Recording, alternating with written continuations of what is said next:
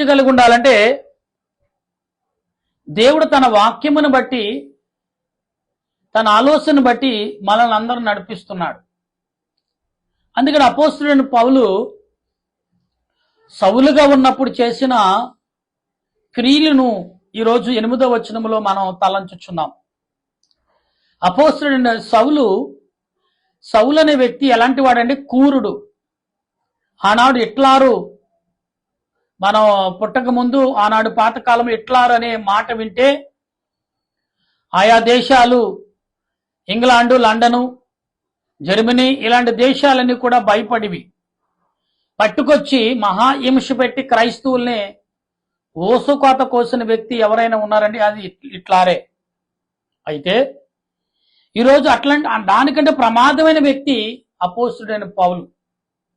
ఇతడు ఎలాగంటే క్రైస్తవుల మీద గుర్రాలు పెట్టి తొక్కించడం, మరి క్రైస్తవులు ఓసుకోత కోయటం అంటే నరికేయటం, రక్తం ఏరులై పారినప్పుడు క్రైస్తవులకు సువార్తకులు ఎక్కడున్నా కానీ ఉండకుండా చేయటమే అపోస్తలుడైన సౌలు పని. పైగా అతడుకు 5 మహాకూరులు, దుర్మార్గులు, జాలి దయ లేని కూరులని సౌలు ఏర్పరచుకున్నారు. ప్రియులరా, ఎందుకు ఈ మాటలని మీకు చెప్తున్నానంటే, పరిశుద్ధాత్మ దేవుడు ఈరోజు నీతో నాతో మాట్లాడుచున్నాడు అంటే అది కేవలము సౌలు కూడా సాక్ష్యం కనబడుతుంది. అయితే ఈ రోజున నీవు గాని నేను గాని వింటున్న మనం అందరము ఆలోచనలోకి రావాలి. దుర్మార్గత, ప్రమాదము, మరి చాలా ఇబ్బందులు ఇప్పుడే కాదు, ఓ కాలంలో మన పితరుల కాలంలో కూడా శోధనలు ఉన్నాయి. ఇప్పటికంటే అప్పుడు మహా ఎక్కువ సువార్త ప్రకటించారు. ఇప్పటికి మహా తక్కువగా ఉంది శ్రమ. ఎందుకంటే చట్టాలున్నాయి, న్యాయమైన వ్యవస్థ ఉంది. ఈ న్యాయమైన వ్యవస్థ ఏదైతే ఉందో అది కొంత కనికరం చూపించడం వల్ల దానికి భయపడి కొందరు దాడులు చేయటం ఆపుతున్నారు. అయితే ఇక్కడ న్యాయమైన వ్యవస్థే సౌలుని ఏర్పరిచింది. ఆ వ్యవస్థ అంటే ఆనాడు ప్రజలు పరిపాలించే రాజులే సౌలుని ఏర్పరిచి, సౌలుకు రాజులు సహితం భయపడ్డారు. ఎందుకంటే అతడు అంత కోపం కలిగిన వాడు. కానీ ఇక్కడ మనం చదువుతున్నప్పుడు ప్రియులారా, పట్టణంలో మిగిలి సంతోషము కలుగును. సీమోను ఒక మనుషుడు పోగడ ఆ పట్టణములో గారుడు చేయుచు తానెవడో యెహోవాకు చెప్పుకొనుచు, అంటే వాడెవడో ప్రజలకు చెప్పుకుంటున్నాడు. సీమోన్ అనే ఒక గారిడి చేసే అతడు తను ఏంటో, తన క్రియలేంటో ప్రజలకు గొప్పలు చెప్పుకుంటున్నాడు. అయితే ఇబ్బాంతరపరచుచు ప్రజలని మబ్బుపరుస్తూ, అని ఇబ్బాంతరం అంటే మబ్బుపరచడం అని అర్థం. కొద్ది మొదలుకొని గొప్పవారు మట్టుకు అందరూ దేవుని మహాశక్తిని ఇతడే అని చెప్పుకొనుచు. ఇక్కడ స్టెఫను చేసే గాడియర్లు, మాయ మంత్రాలు చేయటం వల్ల దేవుని ప్రవక్త ఇతడే అని అందరూ చెప్పుకుంటున్నారంట. ప్రియులారా, అపవాదిగాడు చేసే క్రియలు ఎలాగుంటాయంటే మనుషుల ఎడల చాలా వేగంగా ముందుకు దూసుకెళ్తా ఉంటాయి. దేవుడు చేసే కార్యాలు దూసుకెళ్ళటం ఆలస్యం అవ్వచ్చు, కానీ సాతానుగాడు చేసే పనులు చాలా వేగంగా వెళ్తాయి. ఇది మనం గుర్తించాలి. అయితే అతడు బహుకాలము గారిడులు చేస్తూ వారిని ఇబ్రాంతిపరచుచు వారిని అతను లక్ష్య పెట్టిరి. ఇక్కడ ప్రజలందరూ కూడా అతని వైపు దృష్టి పెట్టారు, లక్ష్య పెట్టిరి. అతని వైపు అంటే ప్రజలందరూ అతని వైపు మగ్గు చూపారు అని అర్థం. అతడు దేవుని రాజ్యము గూర్చి, యేసుక్రీస్తు నామము గూర్చి సువార్త ప్రకటించుచుండగా వారతను నమ్మి పురుషులను స్త్రీలను బాప్తీసు పొందిరి. అప్పుడు సీమోను కూడా అతడి బాప్తిసి బట్టి పిలుపును ఎడబాయికుండి సూచి క్రియలను గొప్ప అద్భుతములు చూపి గొప్ప అద్భుతమైన కార్యములు చేయటం చూచి గొప్ప అంటే ఇబ్రాంతుడైన ఆశ్చర్యపడ్డాడు.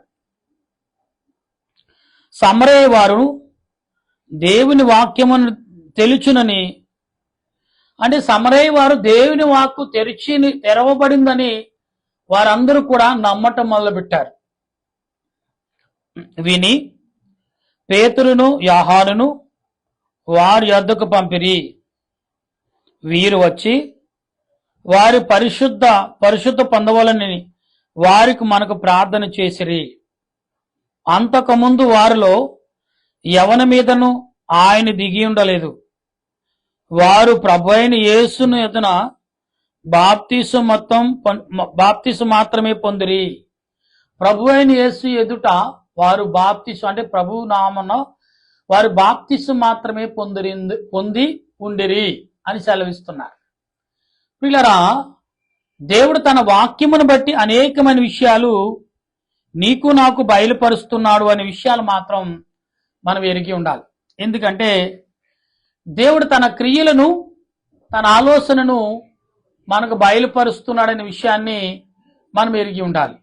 కనుక ఈ ఉదయకాలంలో మరి సాయంకాల సమయంలో అనేక విషయాల్లో మనము మరి విషయాలు కలిగి ఉన్నప్పటికీ దేవుడు తన క్రియలను బట్టి మనకు ఎన్నో రకమైన విధములు చూపిస్తున్నారని మనం గుర్తెరిగి ఉండాలి. ఎందుకంటే దేవుడు తన క్రియలను మనకు చూపించుచున్నప్పుడే ఆ సూచి క్రియలు ఎలాగుంటాయో ఒకసారి మనం ఎరిగినప్పుడే అది ఆలోచనగా కలిగి ఉంటాం. పిల్లరా, దేవుడు తన ఆలోచన బట్టి, తన తలంపును బట్టే కదా మనల్ని నిలబెడుతున్నాడు అనే విషయాన్ని మాత్రం మనం మర్చిపోవద్దండి.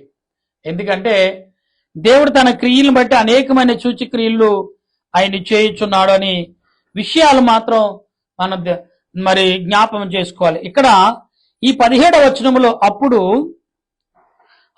అప్పుడు పేతురు యోహానును వారి మీద అంటే చేతులుంచక వారి పరిశుద్ధాత్మతో నింపబడిరి. అపోస్తలులను చేతులనుంచుట వలన పరిశుద్ధాత్మ అనుగ్రహింపబడి అని సీమోను చూచి వారు ఎదుట నిలవబెట్టి, నేను ఎవరి మీద చేతులు ఉంచుదునో వారు పరిశుద్ధాత్మను పొందినట్లు ఈ అధికారము నాకు ఈడని. అందుకు పేతురు, నీవు ద్రవ్యమిచ్చి దేవుని వనవారము సంపాదించుకుందామని తలంచుకున్నందును నీ వెండి నీతో కూడా నశించునని నీ హృదయము దేవుని ఎదుట కాదు గనక ఈ కార్యములు అందు నీకు పాలు పొందులు లేవు. కాబట్టి ఈ నీ చెడుతనమును మారు మనసు కలిగి ప్రభువుని వేడుకునిడి. అంటే ఇక్కడ చాలా విషయాలు ఎందుకు చెప్తున్నాడంటే, మనకు చాలా విషయాలు వాక్యం ద్వారా బయలుపడుతూనే ఉన్నాయి.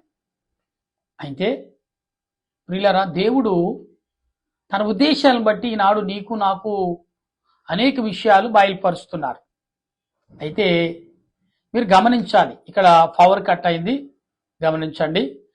కనుక ప్రియులారా, మనం ఆలోచనతో అనేకమైన విషయాలు కలిగిన వారిగా ఉండవలసిన వారమైనాం. దేవుడు ఎప్పుడు ఏ రకంగా నిన్ను నన్ను బలపరుస్తాడో, ఏ రకంగా నిన్ను నన్ను నిలబెడతాడో అనే విషయాల్ని మనం గుర్తెరిగి ఉండాలి. అప్పుడే దేవుని పట్ల ఆత్మీయతను, ఆలోచన కలిగి దేవుని సన్నిధిలో ప్రార్థన నడిపింపును మనం కలిగి ఉంటామనే విషయాలు మర్చిపోవద్దు. గనుక ఇక్కడ దేవుడు ఏమంటున్నాడు, వీరందరూ దేవుని అంటే నువ్వు ధనం వలన కాదు కానీ విశ్వాసంతో తప్ప దేవునిని దరికి చేరలేవని లేఖనం చెప్తుంది. పిల్లరా, ఈరోజు మనం మరి వాతావరణం అనుకూలంగా లేదు కాబట్టి 22 వచనాల వరకు మీకు వివరణ చేశాను. గమనించండి, ప్రార్థించండి. అటువంటి దీవెన దేవదేవుడు మనందరికీ అందించి ఆయన వినుకుడిలో బలపరచును గాక. ఆమేన్. ప్రార్థన చేసుకుందాం. సర్వోన్నతుడా, సర్వాధికారి అయిన దేవా, నీకు వందనాలు తండ్రి. ఇంతవరకు మా బిడ్డలతో నువ్వు మాట్లాడి ఉన్నావు. మా బిడ్డల యొక్క ఆలోచన క్రియలను బలపరిచి నడిపించిన ఓ ప్రభువా, నీకు వందనాలు. ఈ సమయంలో మా దేశమును, దేశ ప్రజలను దీవించుము, ఆశీర్వదించుము. వారికి కావలసిన ఆదరణ మేలుకరముగా, దీవునికరముగా బలపరిచి నడిపించండి ప్రభువా.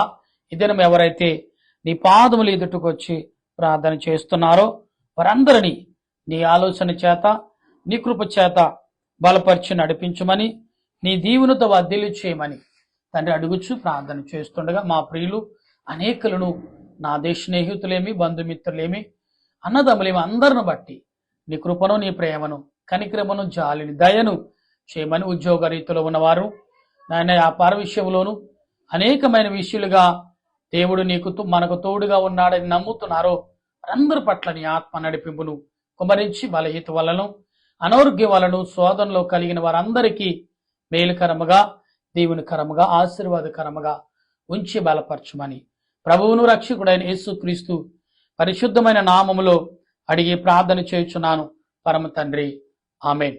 మన తండ్రి అయిన దేవుని ప్రేమ త్రియేక దేవుని సన్నిధి పరిశుద్ధాత్మిక ఆలోచన ఇప్పుడు ఎల్లప్పుడు సదా తోడుగా ఉండైన రాకడకు సిద్ధపరచును గాక. Amen amen amen. మీ అందరికీ వందనాలు. మరణాత పిల్లరా, మరి సమయం కరెంటు అనుకూలంగా లేదు. ఇక్కడ మాకు వర్షం వచ్చింది, అందుకు కాబట్టి కరెంటు లేపటం వల్ల మీకు ఈ కొద్ది మాటలు మరి ముగిస్తున్నాను. దేవుడి మాటల్లో మనల్ని వినుకొడ చేసి బలపరచును గాక. ఆమెన్. అందరికీ మరణాత.